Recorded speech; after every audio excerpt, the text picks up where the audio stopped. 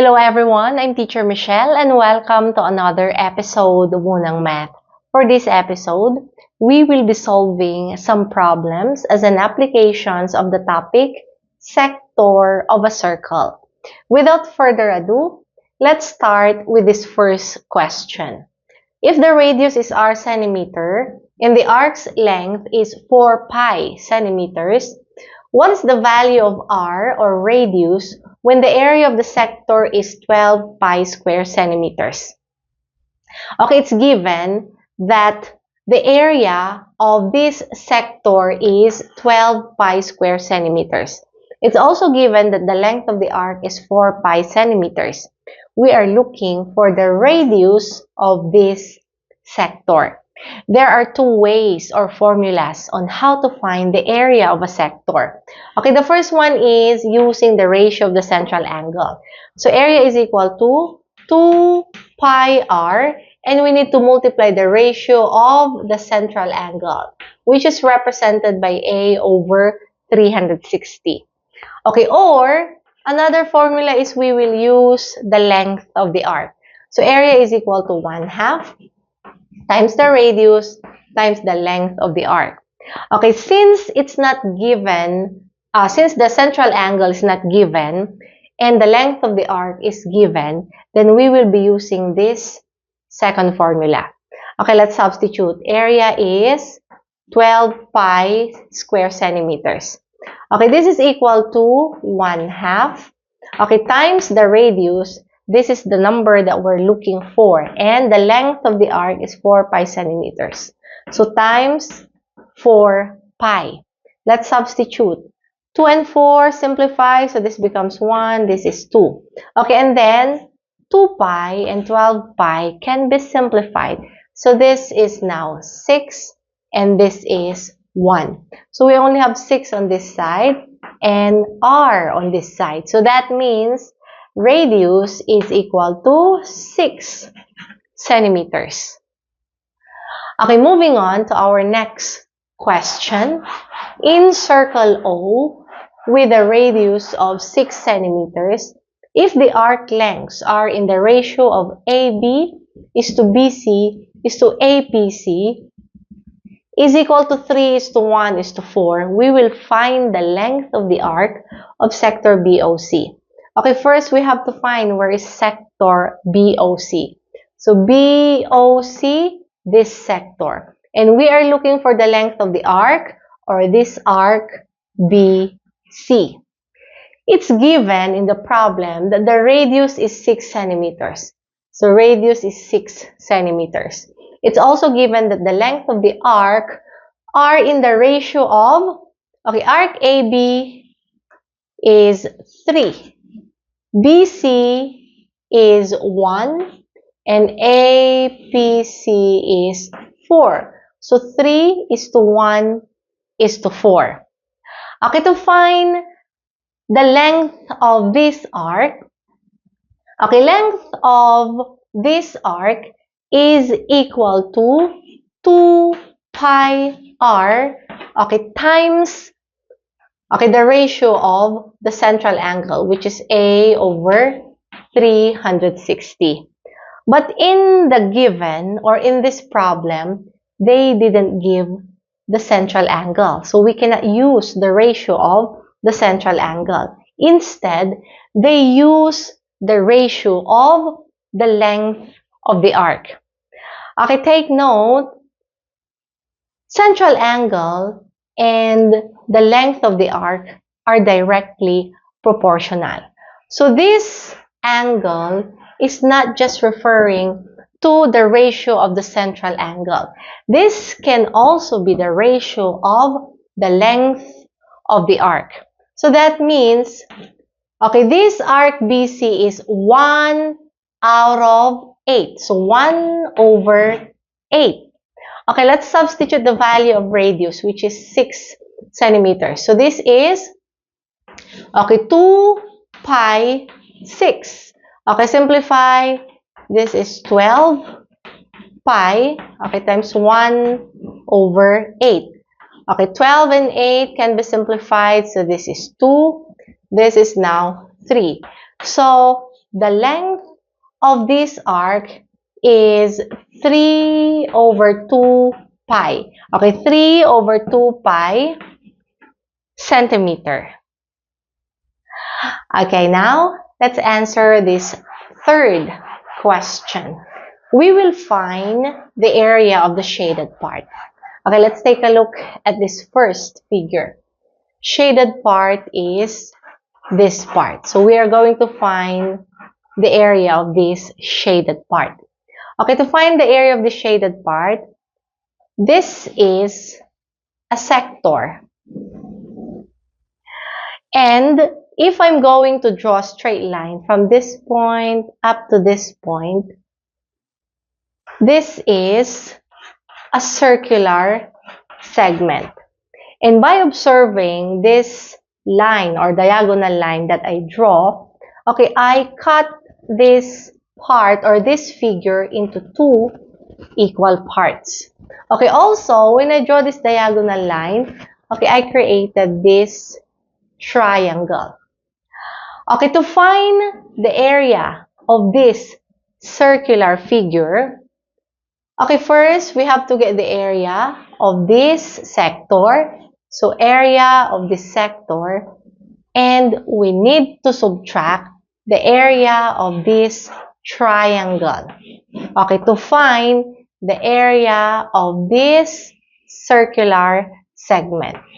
Okay, and if we find the area of this circular segment, we have to multiply this one by 2 to find the area of this shaded part. Okay, first, let's find the area of this sector. So this is pi r squared. So radius is 10 centimeters. So 10 times 10, that's going to be 100. So this is 100 pi, okay, times the ratio of the central angle. This is right angle, so that means 90 degrees. So 90 over 360. And if we will simplify 90 over 360, this is 1 over 4. So this is times 1 over 4. Okay, simplify, simplify. Then this is equal to 25 pi. Okay, what about the area of this triangle? Okay, this is 1/2 base times height. Base is 10, height is 10. So 10 times 10, 100. And we just have to divide this one by 2. So this is 50. So this is 25 pi minus 50. This is the area of this circular segment. And take note, we have to multiply this one by 2 to find the area of this shaded part. Okay, so it means this is, okay, 50 pi, okay, minus 2 times 50 is 100. So the total area of the shaded part is 50 pi minus 100, okay, square centimeters. 50 pi minus 100 cannot be calculated anymore because these are unlike terms. Okay, what about this second figure? We are going to find the area of this shaded part. Okay, this is a square. So that means we first get the area of this square, okay, minus the area of this sector. Okay, this sector times 4. 1, 2, 3, 4. And if we will multiply this one by 4, then that means this is a circle. So we have to get the area of this square minus the area of a circle, okay, to find the area of this shaded part.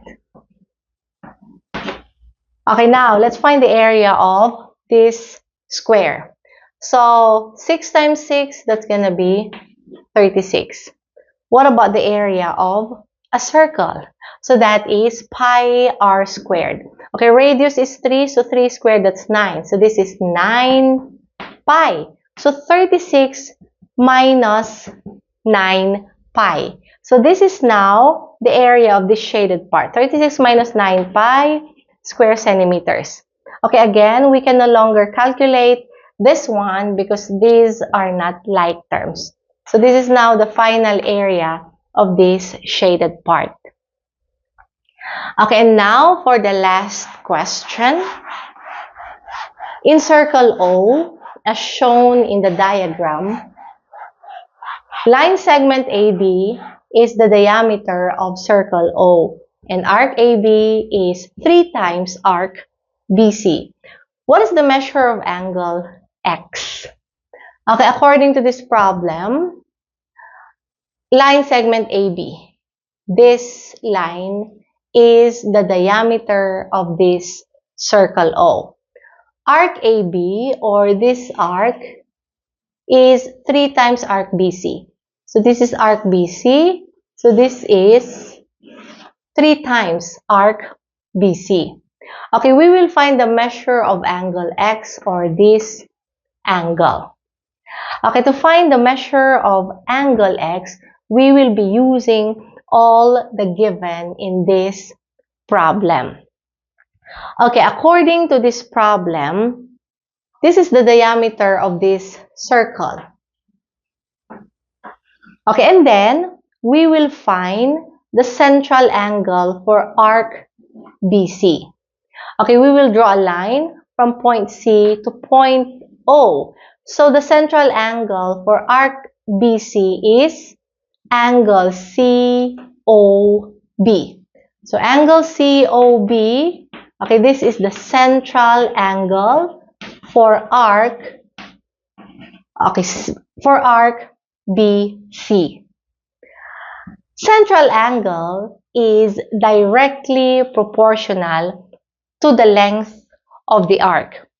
So if arc AB, okay, if arc AB is 3 times arc BC, then this diameter, or angle AOB, because this is a straight line, so angle AOB, this is also 3 times angle COB.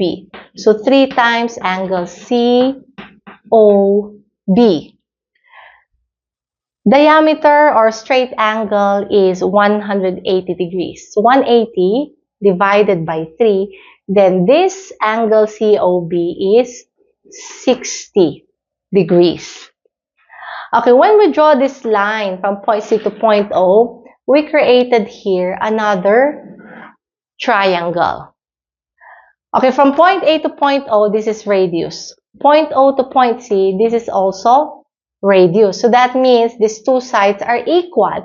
So this triangle is an isosceles triangle. If these two sides are equal, then these angles are also equal. If this is angle X, then that means this is also angle X. Okay, now, this angle COB, this angle that measures 60 degrees, this is exterior angle for triangle AOC. Exterior angle is the sum of the two non-adjacent angles. So where are the two non-adjacent angles? This angle and this angle. So x plus x, that is 2x. And that is equal to 60. Okay, divide by 2 both sides. So that means x is equal to 30. So this angle, okay, measures 30 degrees. Okay, this is also 30 degrees. So what's the measure of angle X? X, or angle X, is 30 degrees.